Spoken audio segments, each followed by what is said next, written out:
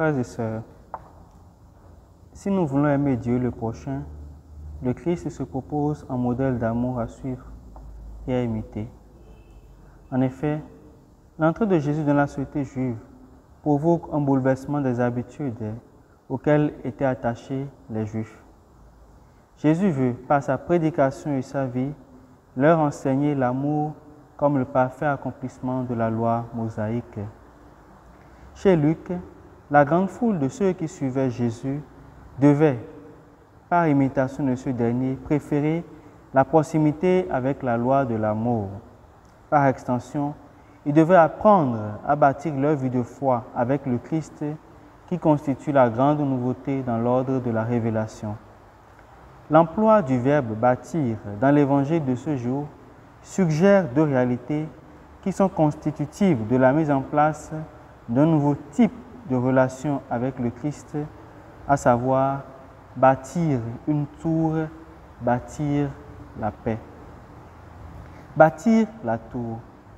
Voici une image face à laquelle nous ne sommes pas étrangers en ces temps qui courent, temps durant lesquels l'avenir de l'homme et de l'humanité sont sans cesse interrogés par les critères de développement modernes et où les projets d'avenir d'un développement intégral sont à l'épreuve des fragilités humaines. Pour nous chrétiens, bâtir la tour, bâtir sa tour, c'est bâtir sa vie à partir d'une rencontre avec un homme dont la puissance d'amour s'étend d'âge en âge sur ceux qui le craignent. Bâtir la paix. Les grands conflits modernes qui éclatent dans notre monde appellent à un examen de conscience sur les limites de notre volonté propre à conquérir la paix. Toutes les institutions humanitaires parlent de paix et pourtant, alors que les hommes ont faim, les plus grands budgets sont déboursés pour financer des projets de réarmement et de défense.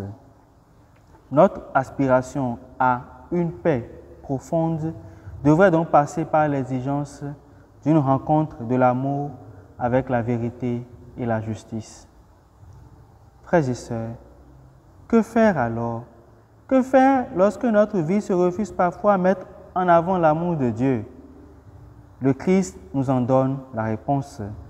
Apprendre chaque jour et tous les jours à renoncer à nous-mêmes, à prendre notre croix et à marcher.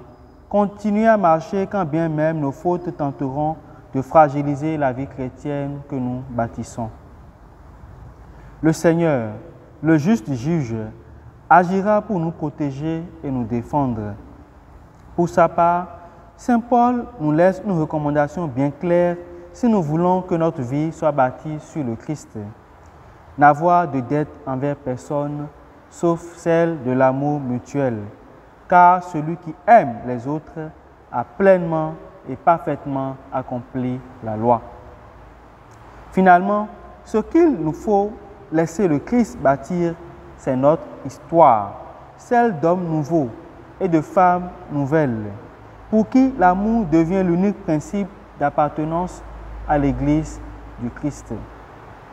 Avec le pape Benoît XVI, comprenons, je cite, « À l'origine du fait d'être chrétien, il n'y a pas une décision éthique ou une grande idée, mais la rencontre avec un événement, avec une personne qui donne à la vie un nouvel horizon et par là son orientation décisive. Deus Caritas Est, numéro 1. Jésus-Christ est la vérité faite personne qui attire le monde à lui. La lumière qui rayonne de Jésus est splendeur de la vérité. Prions alors, frères et sœurs. Seigneur Jésus, pour bâtir notre vie, tu nous as donné ta parole d'amour qui nous invite à te suivre. Que cette parole nous donne de ne point compter sur notre propre force, mais sur ton Esprit Saint qui a la puissance de bâtir notre vie, afin qu'elle soit une offrande d'agréable odeur qui puisse te plaire pour la plus grande gloire de Dieu. Amen.